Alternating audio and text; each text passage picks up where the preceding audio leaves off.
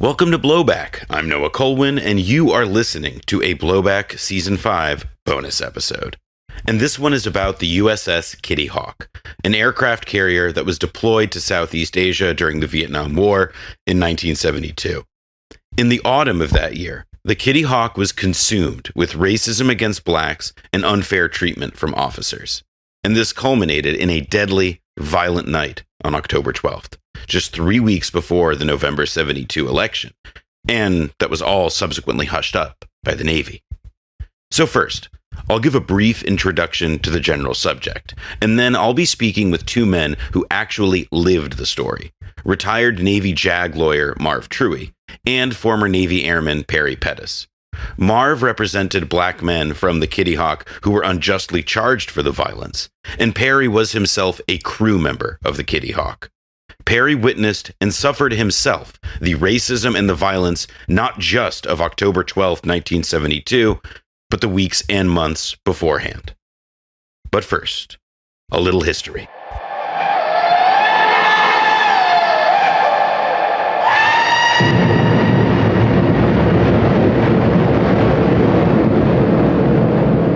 An often underrated reason for the end of the American war in Vietnam is that as the years went on, the morale and general combat fitness of the American forces fell dramatically.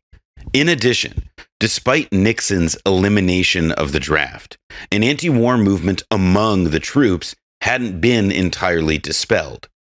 Taken together, all this led to nothing less than a breakdown of U.S. armed forces in Vietnam. Historian David Courtwright, author of the book Soldiers in Revolt, cites a survey conducted by the Army itself, which, quote, found that during the height of the GI movement in 70 to 71, 1 out of every 4 enlisted persons participated in dissident activities, with an equal percentage engaging in acts of disobedience.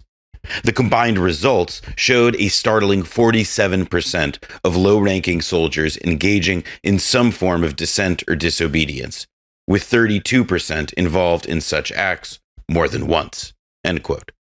And in the book Flower of the Dragon, published by Ramparts Magazine Press in 1972, Vietnam veteran Richard Boyle sets the scene on the ground. Quote, all over Vietnam, GIs were fragging, or killing, their officers and their lifer non-commissioned officers. On some patrols, if a lifer was too gung-ho, he was shot in the back by his men, who would report that he was killed in combat. And more often, a unit ordered to go on patrol would simply go a few hundred yards beyond the wire and then sit down and smoke dope. I had been on one such patrol, but for obvious reasons hadn't reported it, end quote. What was it that drove the breakdown? Part of it was the terrible grinding mission. Soldiers in the Cambodian invasion of 1970 or in the Laos operations of 71 complained of essentially being fed into a meat grinder. Sitting down and smoking dope was surely a better alternative. And part of the breakdown was the long-term success of the anti-war movement. Although the GI movement peaked in the late 60s in resisting the draft, groups like Vietnam Veterans Against the War reached more people in the early 70s. After Laos 71, the VVAW staged a week-long occupation of the Washington Mall. And at this late stage, more and more of the war was being fought with bombs, and thus the unrest also spread widely among naval and air force ships and bases. Quote, hundreds and perhaps thousands of airmen in Thailand and Guam resisted the American bombardment of Indochina, writes Courtwright. And this relates to the final piece of the Troop Vietnam breakdown puzzle: racism in the ranks. Overwhelmingly white officer corps struggled to lead armed services that were increasingly integrated. And just as American domestic politics grappled with race, fairness, and violence in Watts or Detroit, so did the military. This tension culminated in 2 major incidents just 3 weeks apart in 1972. Events that were unprecedented then and remain so today. The first was a night of racist violence aboard the aircraft carrier USS Kitty Hawk in October 1972. And the second aboard the aircraft carrier USS Constellation began as a barbershop meeting but escalated to, quote, the first mass mutiny in the history of the U.S. Navy, as a New York Times Magazine reporter put it. Today, I'll be interviewing Marv and Perry about what happened on the Kitty Hawk. On that ship, which was based out of the Philippines in Subic Bay, white airmen and sailors began menacing their black counterparts. Officers dismissed the incidents or only often punished the black people involved. After the violence of October 12th, directly instigated by a white Marine pulling a gun, the Navy went about covering up the incident, and like before, only sought to punish the black people involved. Here are Marv and Perry. Oh, but one more thing. I became aware of the details of this story by reading Marv's book, Against All Tides. You should read it too. Purchasing information will be available in the show notes. Thanks. Thank you both for joining me. I guess the first question, and I'll start with you, Marv, is could you tell me a little bit about who you are, where you're from, and what you were doing at the time of the Vietnam War? Like how it broke, what you were doing when it broke out, and how you got involved, so to speak. Sure. Well, my background is I'm a farm kid from South Dakota who, after college and law school, went directly into the Navy. Matter of fact, I received a draft notice the first semester of law school. And at the time of this incident, I had already been in San Diego, 11th Naval District, for about 2 years, serving as a U.S. Navy JAG officer. Circumstances of me being involved with the Kitty Hawk incident, and most especially getting to know people like Pettus, who more directly and specifically was involved in the incident itself. And Perry, when did you enlist, and where are you from, and what was the sort of condition of your service? What were you up to in 1972? 72, I had came home from college on Christmas break. I was a freshman and my roommate was a junior, so that tells you how we got along, which was good. But he had, I guess I'll say, got most of his work done. I did too much partying, hanging out, so I decided to leave college and went back home. I'm originally from Western Kentucky, a small town called Hopkinsville. I stayed home for 2 weeks till New Year's, and January 26, 1972, I joined the Navy. Reason I joined, I had a cousin that was in, and I liked the uniform, strange as it could be.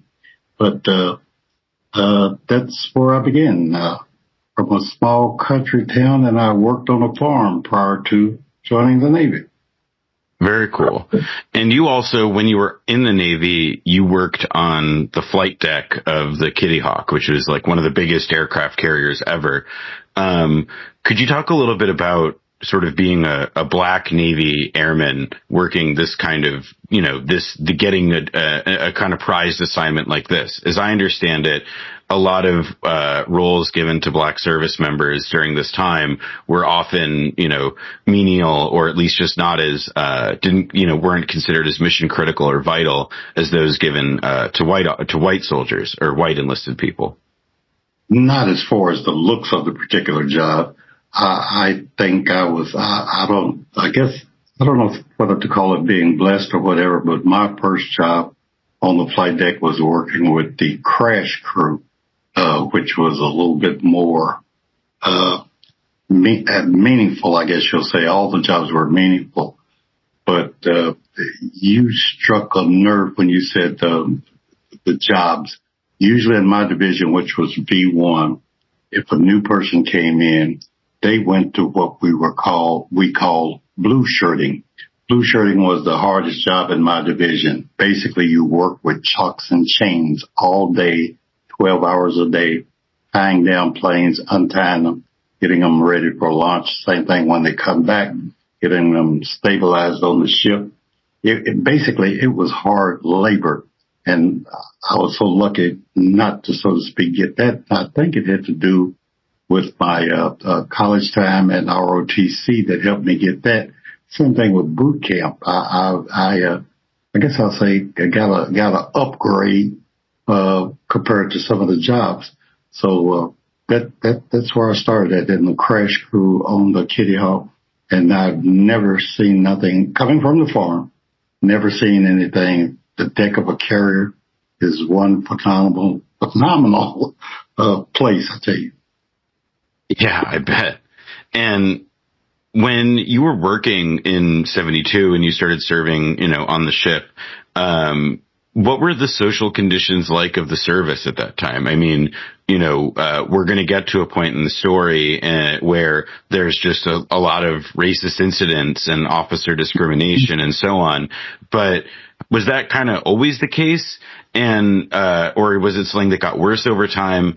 And I guess relatedly, how tied was it to the fact that, at that time you were on a pretty extended duty, or at least your ship was, as I understand? Correct. What I need to make, I guess I call it a statement that was made to Marv and I, excuse me, recently. It says, what happens in society happens in the military. And it was so true. 72, I left discrimination with a little country town, high school, found the same thing in the military, actually, during off time. During work time, being on the deck, everyone was together or we couldn't have made it. We had to be together to watch each other's butt, basically. But after work, it was pretty well separated.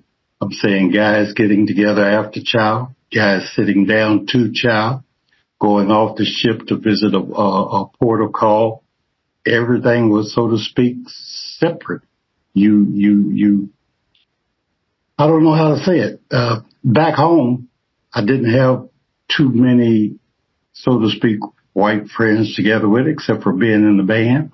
And without knowing anyone, it was pretty, so to speak, hard to get to know someone from a different culture.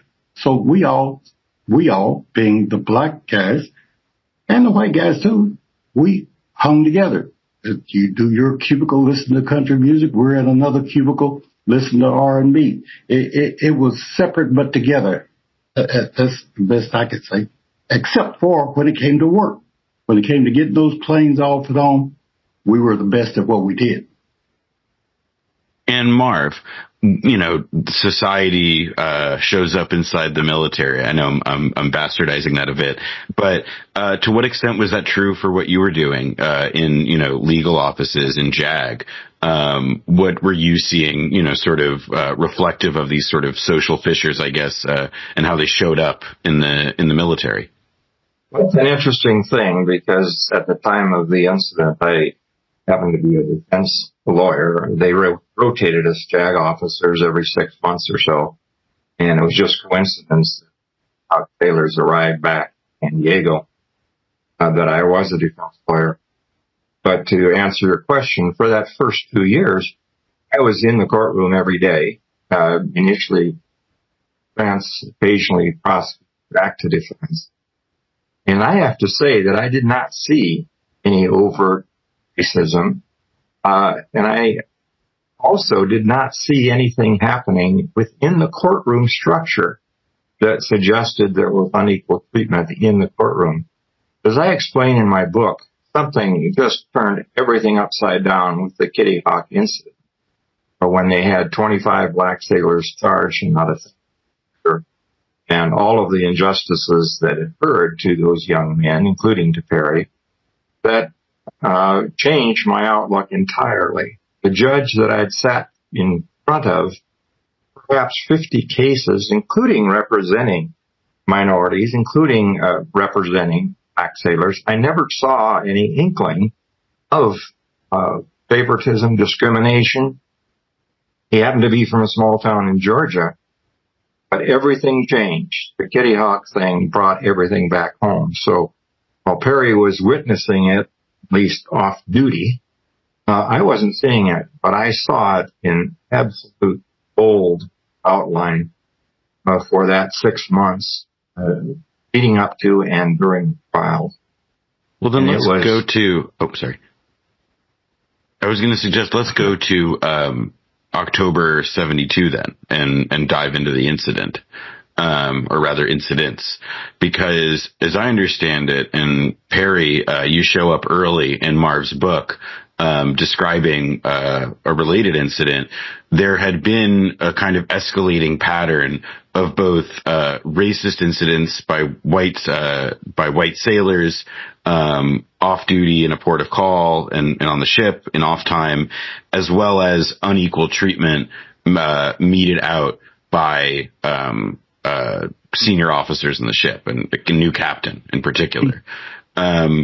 Before we get to the new captain, or maybe perhaps we should start with the new captain and then go to the incidents that kind of lead up to the real drama of October. But could you tell me, I guess, Perry, you had a first-hand encounter with another white sailor that led to your experiencing this unequal treatment directly? The bad part is the gentleman was from my own division. I had been to work on deck. I had to go below decks to our berthing area, which is our sleeping area, or something. Anyway, I need to use the restroom. In the Navy, if you were in there cleaning or something, you basically put some masking tape, like an X on the door, so you could come in. But I was, when you gotta go, you gotta go. The guy looked at me and like, nah, we're closed. Okay, man, look, all I need to do is just use the restroom. Can I get, nope. And he used a word I didn't particularly like, and I responded back to him, and he threw a can of some kind of cleaning agent at me, something in the form of Ajax or some of the shake stuff he used to use back in the day. And it hit me. And we used to call it having him written up, basically filing a grievance against this guy. And we go to captain's mast. Captain's mast being the court on ship held by the captain.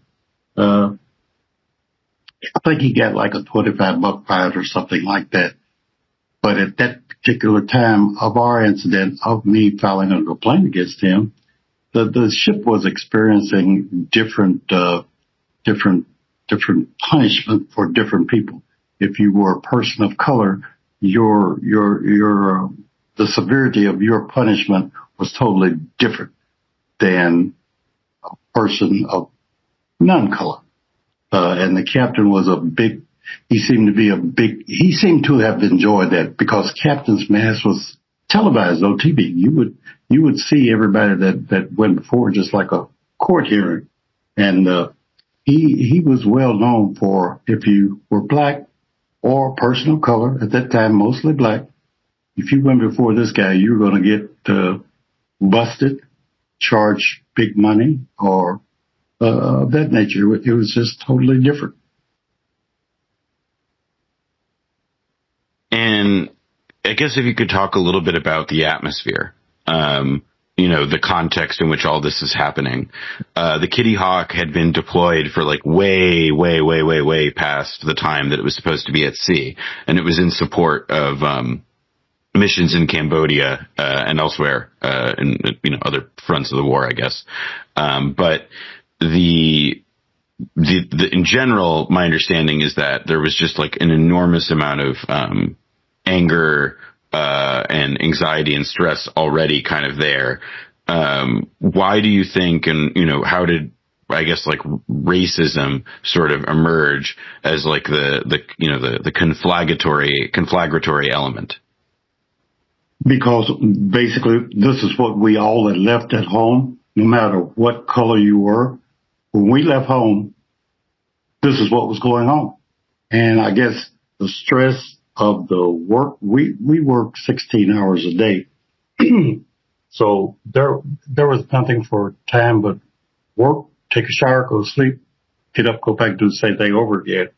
We had done it so many days in a row that I think that was a big contributing factor. Also is, we entertained ourselves, as I mentioned earlier.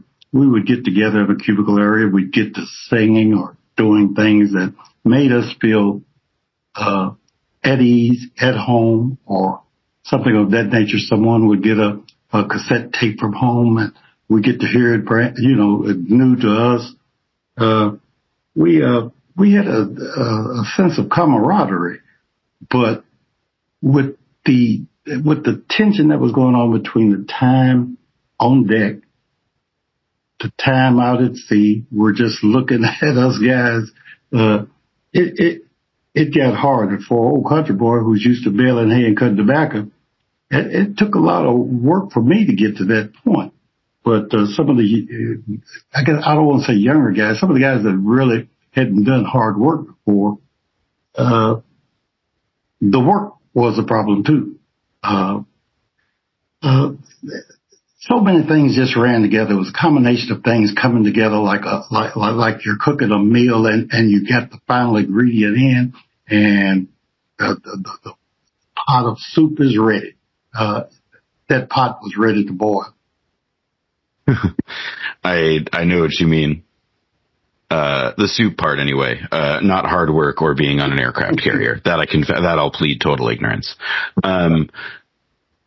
Then we arrive though at sort of the like actual fateful day or night rather. I guess Marv, both because you're also so familiar with the facts of this as well.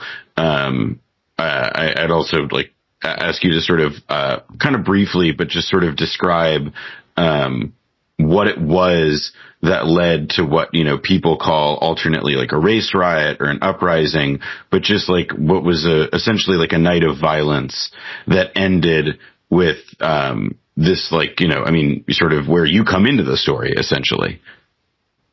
Right, and I have to emphasize, I think your listeners already know, I was not aboard Kitty Hawk at the time of the incident, but following the incident, I collected 5 banker boxes, thousands and thousands of documents, and the investigation on board from the medical report, injuries, and it's from that I was able to reconstruct, along with help and other crew members during my preparation of my book, what had happened that evening. Back to your question, Harry is quite right in pointing out that in the months leading up to the incident, there was totally disparate sailors and whites. I mean, egregiously so, not even close. Go to the brig for 3 days, diet of bread and water, busted in rank, and in 5 out of the 6 cases before the incident, white sailors, there was no punishment whatsoever. And that added to the aggravation and frustration that Harry talked about so well, in addition to obviously those hours. After those captain's mass and getting to that evening, there were several flashpoints that occurred. And every flash put out in my book was not as a result of black sailors' actions. It was a result of white sailors' actions. The first one was in a mess deck when there were altercations, verbal altercations, in black and white sailors. And without orders, 20 white Marines came rushing to there and started aggressively with their batons, pushing back and forcing back the black sailors. And fast forward an hour or two later when things had cooled down, at that point, the captain had ordered the Marines to go to the flight deck and the hangar bay, and the captain of the Marines, on his own, without any orders from above. As a matter of fact, the captain later testified that he was decidedly against what that Marine captain did. He ordered to have his Marines break up all groups of 3 or more black sailors, never against any groups of 3 or more white sailors. And it's important that you know, Noah, that these are not people causing trouble. These are people just going through the deck, just walking back to the berthing area, just walking away from the mess deck, forcibly breaking them up. forcing them to the deck, using their batons, and that was a flashpoint that the XO of the ship, black officer, testified to Congress, was the ultimate flashpoint, in addition to one of the Marines, if you can believe this, pulling his pistol with a threat to shoot Blackfish. Right. For context for our listeners there, that Marines were effectively like the armed men on these ships. And there was some incident that this guy, with an intent to use his, he's the only armed person in this situation, shows up and he's pulled out a gun, and a bunch of black officers successfully stop him from getting the gun out. There were no bunch of black officers. Let's get that clear. Sorry, not black officers, black airmen or sailors. Okay. Petty officers. There were black petty officers.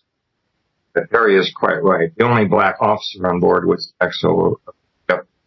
And this is a nice segue into what happened on that hangar bay, because Perry was again a victim of assaults, this time much more aggressive. Yeah, Perry, do you want to talk about that? Well, I couldn't wait to jump in on that. I was sitting here. Well, I'm glad we got there. I was making notes when he was talking about, Marv was talking about the chow line. Again, I called this young man's name, and I did the last time we spoke. His name was Jose Medina, New York, going through the chow line. And it was something, words passed between he and we call the person a mess cook, basically, person serving. And evidently Medina didn't like what he said, which I think was another word for Puerto Rican, let's put it that way. And he maybe flipped the plate back at him with the food on it. And it was on, as Marv said. Next thing we know, there's plenty of Marines, and the mess deck being chow time disrupted, I guess. That was just outrageous. A few of us didn't finish getting lunch. We just sat at a table to talk about what had happened with Jose Medina. Next thing, myself and a gentleman, I call these gentlemen names because I think about them so frequently. I'm talking about weekly, even today. John Brown and Lawrence Womack. John Brown of Houston, Texas. Lawrence Womack of St. Louis, Missouri. We had to get back to the flight deck. John and I were on the crash crew together, and Lawrence was in the division called V4, which was fueling of the airplanes. Anyway, we said, the heck with this. We're going to head back up to the flight deck, which we went across the hangar bay for a shortcut, so to speak. We started walking across the hangar bay. Marines, I think it was maybe about 3 or 4 of them, came up to us and said, y'all came walking over threes. At this point, after the incident on the hangar bay, I'm like, what the hell are you talking about? To myself, no, we kept on walking, man. We thought they were joking for real. And we kept on walking. Next thing we know, man, we are down on the ground, cuffed up. I'm saying this literally. I was hung up on a A6 aircraft. I still remember that plane number 502. Marine put the nightstick, he's got it in both hands. He lifts me up from my chin up off the ground, holding me there till the other guys got there and handcuffed me. It was the damnedest thing I've ever had happen to me in my life. And again, I'm a country fella. Handcuffs, never seen them except on TV. Jacked up with a nightstick, only on Dragnet or something like that. But that was a horrific feeling. And was taken directly to the brig. And before I finish the brig story, I want to say, when Marv mentioned that bread and water, I thought that was I don't want to say a joke, just something they use about Navy imprisonment. There is a such thing as bread and water. The water makes your bread swell, you're not hungry anymore. That's a hell of a thing for somebody to go through. Anyway, we were taken to the brig, got down to the brig. We had been in the brig 5 minutes before the captain called, get those men up to my cabin. And down there, right by the phone, was that Marine captain. I can't think of his name, but he was one honorary sucker. they took us up to the captain's cabin. Captain wanted them to get those handcuffs off me. No one had the doggone key. It was. I just need to take a break and drink a little coffee. That experience was. No, that sounds a little crazy. I mean, yeah. how did they get the handcuffs off? It took a while. Let me let Marv finish that. I need to just break for a second, please. Well, that's one of the earlier flash. This just happens to be Perry's story, but we've got dozens of those stories. Wow. That led up to that incident. And those handcuffs were so tight, excruciatingly tight. And they tried for over an hour, all different places of the ship to try to get those cuffs off. You can imagine the agony that Perry was. And they finally got them off. Not only the captain, but the XO of the ship personally with what they had done to him, not only with regard to the hand, like he said, backing him up literally by his neck. So those are the sort of things that he did throughout, and I have several instances of those in the book that led to a point at which, well, lack of a better word, all hell broke on the ship. Yeah, so October 12th, October 12th, when all hell breaks loose, as you say, there's a meeting where they're calling in only black sailors for questioning, relating to, I guess, like a fight on shore. Yes, that was the preceding events and the months leading up, not only on board the ship, which Barry experienced, as several others, but I outlined some of the things that happened in Subic Bay, which is the home there in Westpac, also in Liberty Town along the city, in which actually in one case a white sailor had hired Filipinos, nationals, to go into what we call the black section on the boat. Jungle. Jungle in those days, which was where the black sailors hang out. Barry said earlier, they tend, when not working, they tended to have black sailors hang out and white hang out separately. But he was paying them to assault. They identified the individual, and another Kitty Hawk sailor, a white sailor. Before captain's mast, the captain brought no charge. And these are all escalating factors, in addition to those that we've talked about literally in 2 hours.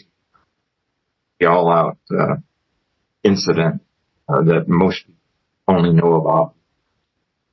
And I'd like to throw something in there, if you don't mind, not throw it in, but that I don't know how to put this. That I told you about that boiling soup. This might be where the candle got lit. I was speaking to you about being on ship for so long. The Philippines, when we pulled in the shore, everybody wanted to go to the enlisted men's club, basically to get that first beer or set foot off the ship. And one thing, whenever we pulled in, of course, we never knew whom we were going to be in. But every time we pulled in a port, I don't care where it was, Hong Kong was the only place I had fun, so to speak. But there was never any entertainment at the enlisted men's club for people of color. It was always country western or something of that nature, or if there was something for let's say R&B music to make it short, it was going to be late at night right before closing, and your evening or day is already over with. So we had gone by the EM Club. Nothing was happening as usual, country western music, which is okay. Heck, they got to have party time too. We decided to go on out into the city, and as Marvin mentioned, the section of the town in Alongapole where the black guys went, or the clubs were that played our type of music was called the jungle. And I'm sure you can get that. The jungle is where the black folks hang out. But, and I still remember how to get there. You go through the main gate, into the street, make a left, and you'll know when you get there. Good home-cooked soul food, the music, you understand. Anyway, there was an incident where two gentlemen were standing on the street giving dap to black guys. Dap is basically a greeting they're used to give each other. And sometimes it took a minute or so to get that done. But one thing about it, you did not break up two guys doing that. These guys just happened to be standing across the walk. Anyway, there was an incident broke out between some sailors, black, white, white gentleman walking through giving up the dap. That was an incident. Down the street a little bit later, more incidents started to pop up. We being some friends of mine, we decided to go back to the ship. We headed back to the EM club. That's when we noticed that there had been an incident at the enlisted men's club. So this is all brewing on shore after what we've just described as some of the things that happened on the ship. And again, after this visit was when my handcuff incident happened, just so we get that right. So the candle was ready for lighting on that night. Break time again. I just get so full when I get to talking about this. Marv knows, and I'm kind of sorry, but no, it's like I fill up in my chest with a hurt. So I'll shut up again and let Marv talk. I'm sorry. Well, to take the narrative forward here, Noah, at this point, the aggression by the Marines on the hangar bay was beyond belief. And to put it in context, both the captain of the XO later both said that it was a mistake for the Marines to have assaulted and arrested, taken to the brig of those black sailors who were not doing anything, literally, except showing up in groups of three or more. As a matter of fact, the captain was instrumental in breaking up some of those incidents at the end. But those were egregious incidents. Marine sergeant actually got his troops with their nightsticks to force black sailors against an open elevator, which if they had been successful, it would have meant their certain death, because the elevator at that point was up on the flight deck, and the hangar bay, it was looking out literally over the ocean. And if you can picture that, that was just one of the dramatic events that happened during that encounter when the black sailors, not doing anything except minding their own business, going back to his case, going back to his work on the flight deck, were assaulted. And from there on, there were outbreaks by white sailors assaulting black sailors and black sailors assaulting white. I'll say that was a two-way street. I'm very careful in the book to make a balanced account of what happened. Because at that point, the black sailors had reached breaking point. They were feared to death, frankly, of the Marines, especially knowing the Marines could be armed, and they'd already witnessed 40 of them, Marine pulling his pistol, but it was only because he was subdued by a black petty-off that there was not anyone shot that evening. So at this point, the black sailors and the white sailors began arming themselves with makeshift weapons. Jogging wrenches, pipes, broken off broom handles, chains, and that's when the melee took place, mostly on the berthing level, mess deck. And this is kind of hard to believe unless you actually have the records. It lasted for almost 6 hours, on and off, sporadic. The whole ship wasn't involved. Only a fraction of the black sailors were in. Only a fraction of the white sailors were in.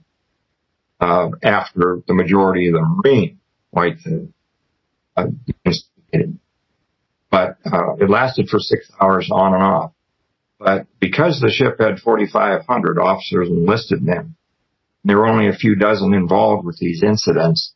The flight operations the following morning took place without interruption, and the majority of the crewmen on board were not even aware, officer and enlisted, what had gone on during those 6 hours.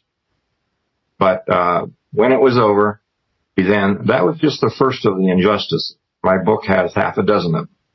But I think that fairly takes it of the injustices. And the rest began piling up on board the ship when the investigation followed. And so at the point of the investigation, and I know that they've put a bunch of soldiers in the brig in San Diego, and people at Perry and I understand Perry among them. No, Perry was never charged. Oh, you were never charged, Perry. Sorry, my mistake. No, had me to attend San Diego as a witness for some people, but sorry, never that was got it. caught. Okay. No, Perry was never suspected of anything at all. But you were wrongfully detained at one point. Got my ass beat. But the incident was immediately followed by 2 weeks on board. Keep in mind, the 3 weeks following the incident, Noah, they were still conducting daily and nightly bombing operations under the circumstances that Perry so well explained. But the captain and somebody else at a senior level gave an order that they were not to take any statements from black sailors, only statements from white sailors who had claimed to be assaulted. And this despite the fact that the fighting that went on was interracial. What was the basis, like personal, individual racism on the part of this captain, or was there like a political triage kind of going on? I would have to say it had to be personal with the captain, because he made a flat statement, including to a congressional subcommittee a month later, that there were no assault by white sailors on black. And my book goes to great details, chapter and verse, incident, naming names of white sailors assaulting black sailors, Perry just being one of them. Thank you, Marv. Multiple instances, and involving people who then tried to file a complaint. One of my clients, Cleveland Mallory, was assaulted. He was closing up the ship's store at midnight, and 3 white sailors came up, one with a pipe, and just brutally assaulted him. He was merely stepping out of the door, closing up, broke several of his ribs. The next morning, he tried to report that, and they would not take his statement. And I won't go on. There's multiple instances in the book of that happening. And the captain was adamant in saying it was only black sailors assaulting white sailors, and refused to have any statement.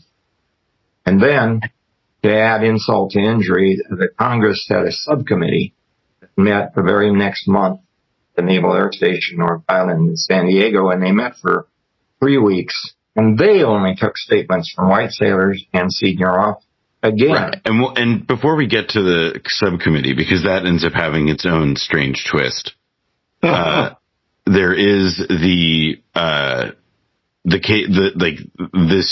sort of immediate and swift part of the context in which that captain is saying only take statements from white sailors is because they're developing prosecutions, and they're, at least a couple dozen. How many initially do they prosecute, and sort of, when do you come into the picture, Marv? In sort of cause I feel like it's once they're in San Diego, which is where you are, that suddenly the story starts to come home, literally. Well, in the 2 weeks of those investigations, totally one-sided, as you said, in preparation for bringing court-martial charges, Captain himself took 35 blacks, not a single white sailing, or with assaults. They were then, when they got offline, they came to Subic, where virtually all the black sailors were in the brig in Subic for 2 weeks, on to San Diego ahead of the carrier. And again, this time by the convening authority, the captain, the commanding officer of the Naval Air Station, put in the brig for months leading up to their trial. And that's where I came. And because shortly after they arrived, literally within a day, I started interviewing the 6 of my clients they had out of 25, and other Jagoff Law Center, or of course representing others. But it was only then that we heard for the first time, well, the nation heard for the first time, frankly, that this had been more than just a one-sided a riot instigated by black sailors, as the captain gave an order that nobody could talk to the press. Think about that. Everything coming out of the incident was being issued by the Navy, was being given by the Navy to the Congressional Subcommittee, but the sailors themselves would have been again court-martialed. They had tried to talk, told what had. That's the reason I call my book The Untold Story, because years later, the only reports that came out, and I'm not faulting. 1 second, could you just repeat that about your book, just to cut out slightly? Okay. That is the reason I call my subtitle of my book Untold Story, because the press, the local and national, not getting the true story, for the most part, certainly during the first couple of months of the trials, because the Navy's version happened was the only version that was out. And it was only because eventually, when those of us who were defending them, I began having regular interviews with the New York Times, very excellent for Caldwell, reporter. Actually, as a side note, was the only reporter personally present in Martin Luther King. What reporter? Earl.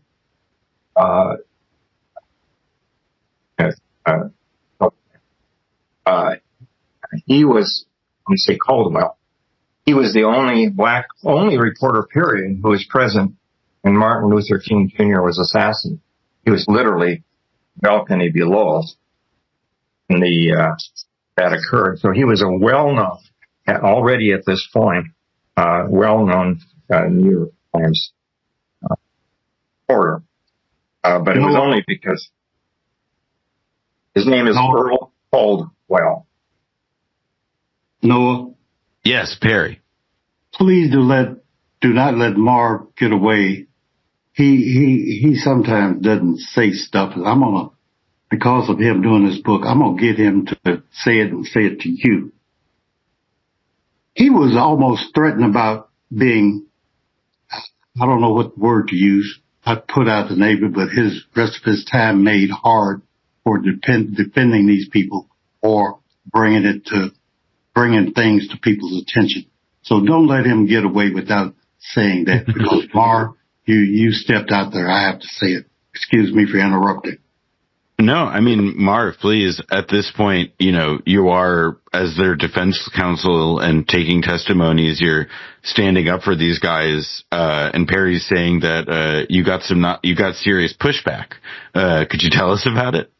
Yes, the one-sidedness did not end in Westpac. It picked up again in San Diego with the presiding judge, with the convening authority, one that actually convenes court. And he made it his personal mission that he was going to keep us defense counsel from properly representing our clients. First of all, not only locking them up in total violation of the Uniform Code of Military Justice, because these are presumed innocent sailors, but withholding evidence from us and absolutely doing whatever he could. And very early on, even before the Keok arrived back, I helped an NAACP civilian lawyer. He pointed out the NAACP provided half a dozen lawyers to help us from that community. I got him to fly out to the Keok when it was still 2 days out, and the convening authority said I had violated a regulation, an obscure regulation I had never heard of that you could not get a civilian on board a warship before it reported back to home port But the captain himself had violated that order because they had let an airline ticket agent on board. As a result of that, the committing authority said he was going to throw me off the case. He had the power to do that. And that's in itself a story. It was only because I had intervention, and I give credit to the senior JAG officers there at San Diego who stood up for me and kept him from throwing me off the cases. But then there was a threat to have me court-martialed. Result of the fact I fought back because I then brought an action in court against that convening authority to have him thrown off the case. I can imagine a very junior officer, me, against a very senior, doing that. And that led to more than one of the other lawyers hearing through the grapevine that he wanted me court-martialed. Unfortunately, again, that did not.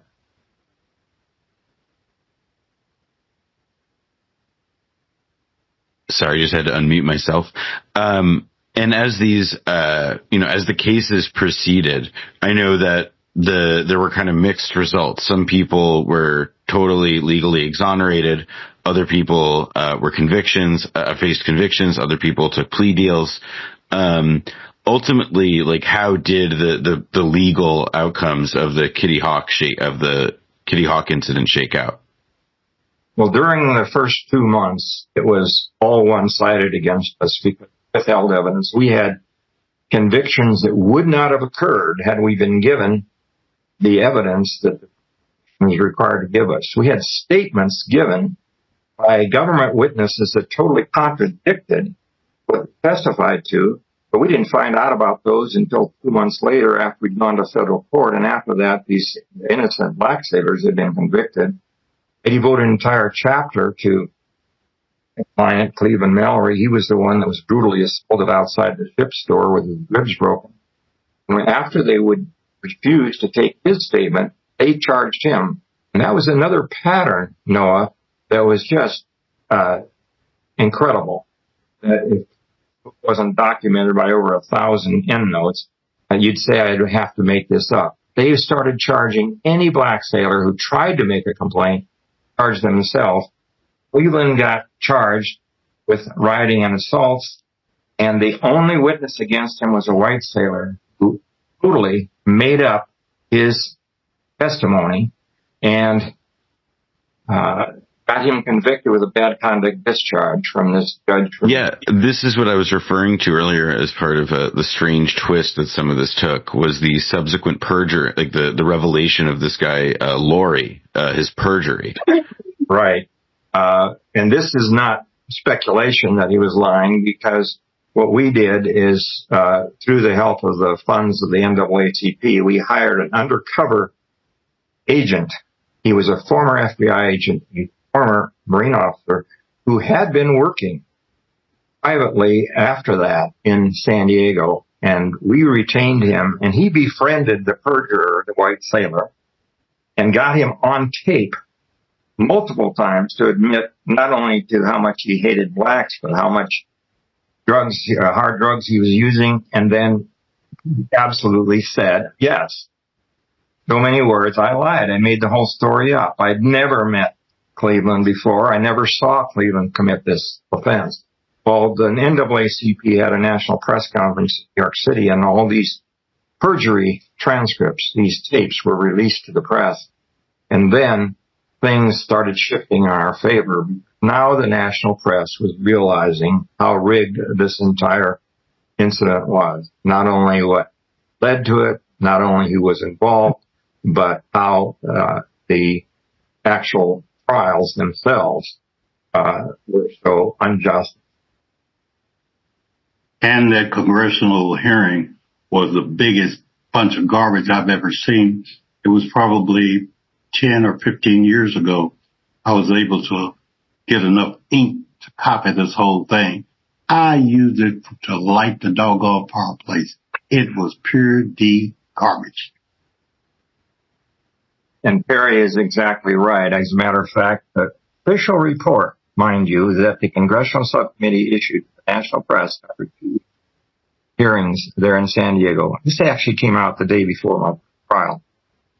Quote, the subcommittee is of the position that the riot on Kitty Hawk consisted of unprovoked assaults by a very few men, most of whom were below average mental capacity, most of whom had been aboard for less than 1 year, and all of whom were black. This group as a whole acted as thugs, which raises doubt as to whether they should ever have been accepted into military service in the first.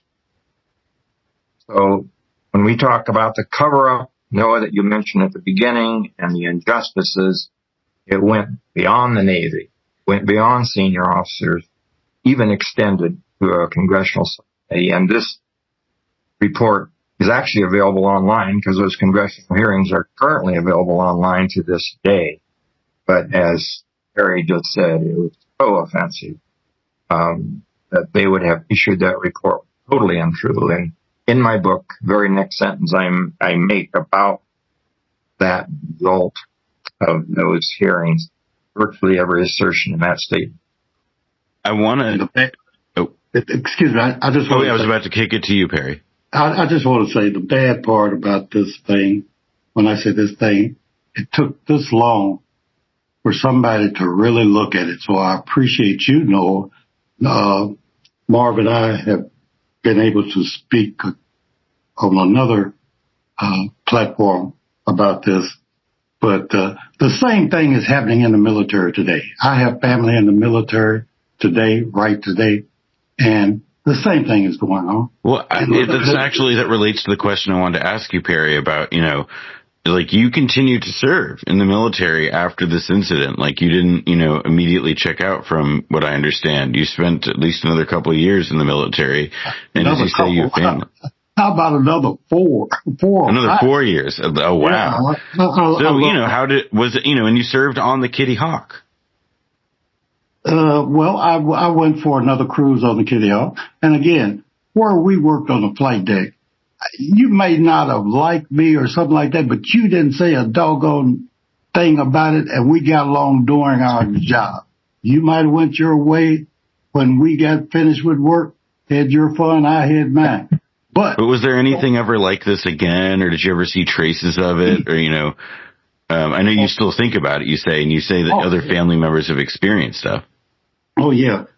No, never had anything else like it. I stayed on the Kitty Hawk for another cruise, was fortunate enough to be on the commissioning crew of the Nimitz, went there to Norfolk, Virginia, had a ball.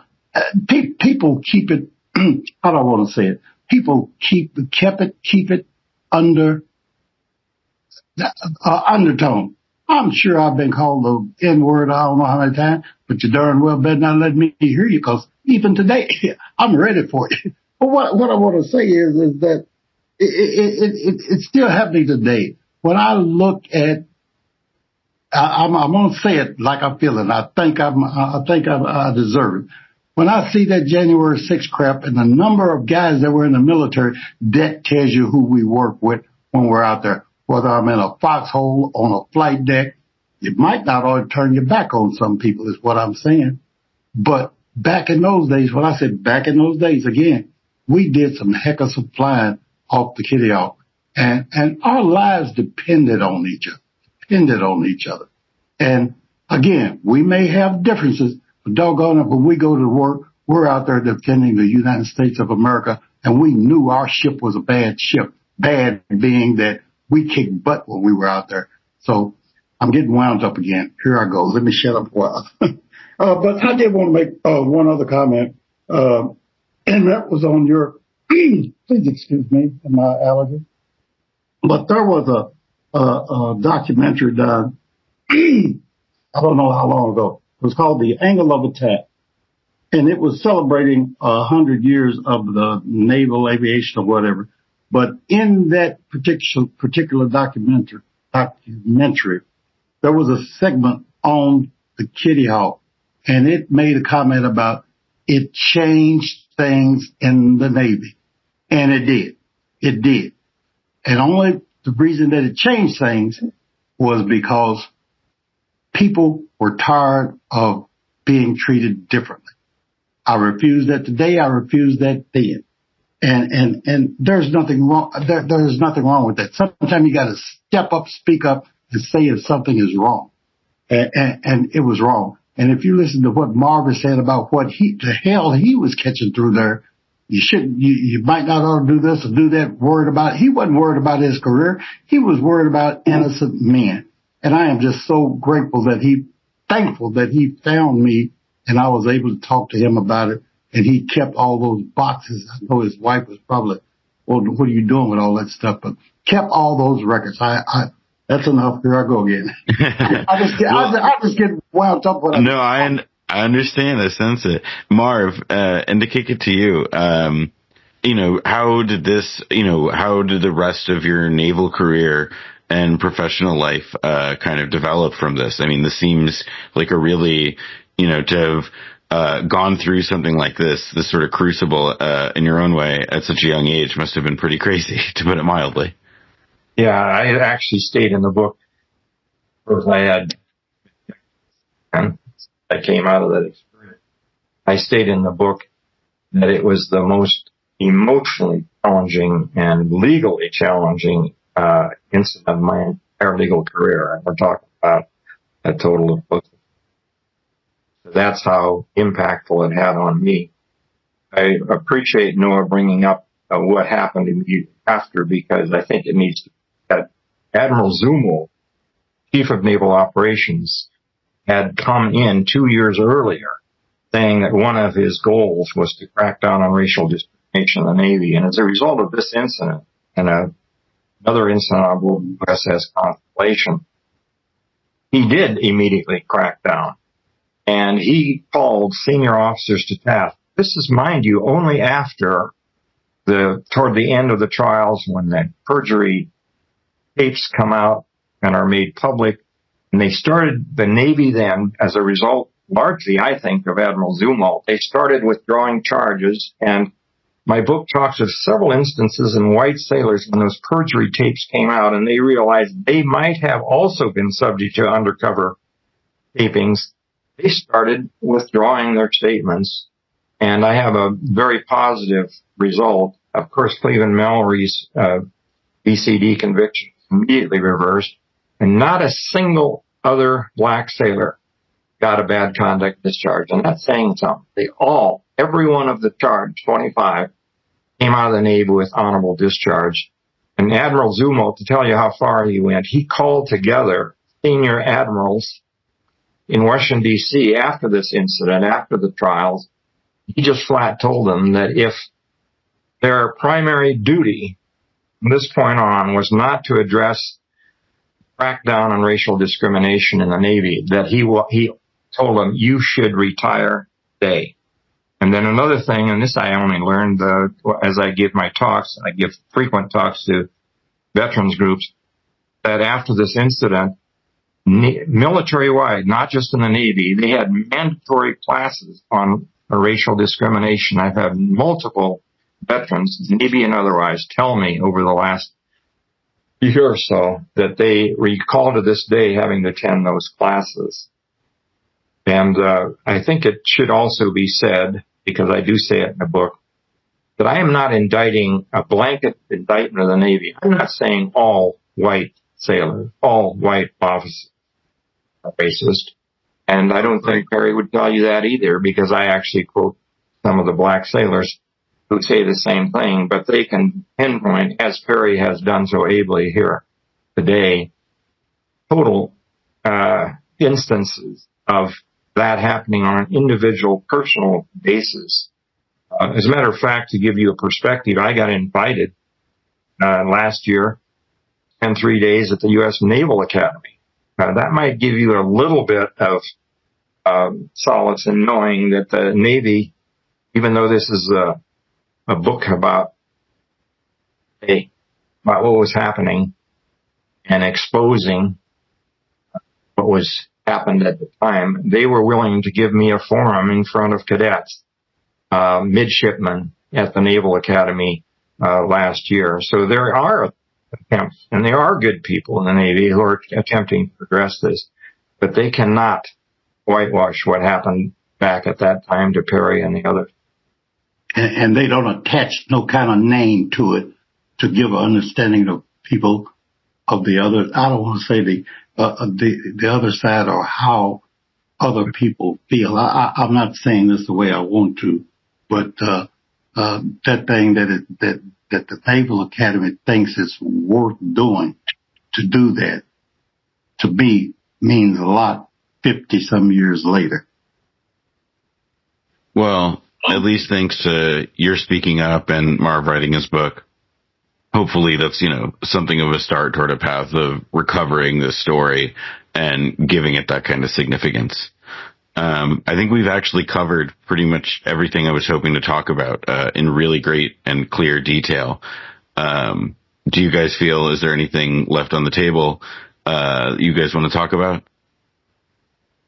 I'd like to start by saying how grateful I am for Perry. When I first contacted him, he'll tell you, he said, "Who the heck is this guy calling me, talking about writing a book?" And he at first he just, for all practical purposes, hung up on me. But we've come to have a really cool relationship since. I had the pleasure of 2 years ago in October of going to Louisville, Kentucky, and meeting with him personally.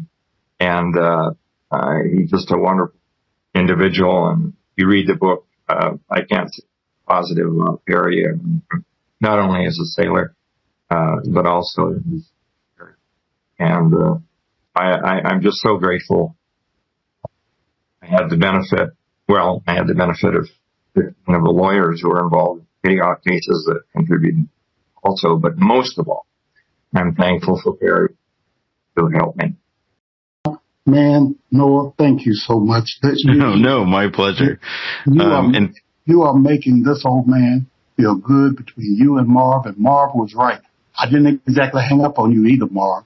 I was concerned and told my missus. I didn't know whether I wanted to talk to you or not. I thought you were full of crap. You've been the best thing that I ran into to tell the story to make me feel better before I leave this earth. Thank you so much. Well, I want to thank Noah and his podcast. This is wonderful that you seek us out and are willing to expand the story, because obviously a book can only get read by a number of people. Well, this is a good opportunity to plug the book again. Mm-hmm. So, Against All Tides, The Untold Story of the USS Kitty Hawk Race Riot by Marv Truhe. Go check it out.